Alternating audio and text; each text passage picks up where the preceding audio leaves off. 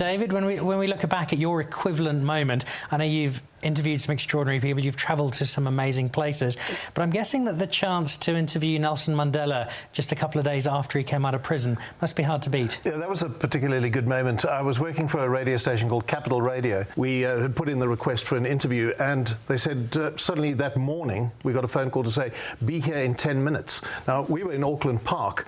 We got there in 10 minutes. It was that little house that's now a museum. And there was a huge crowd outside because he had only arrived back at the house in the morning. And so we were standing in the garden waiting for him to come out. And I can still, in my mind's eye, see him walk out. And then it started to rain, and they said, everybody inside the house. And we were able to say there was a group of journalists, and we interviewed him.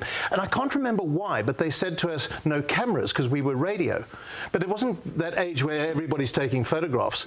And as we walked out, I thought, the only thing I've got is the cassette of the interview. We were recording on cassette in those days.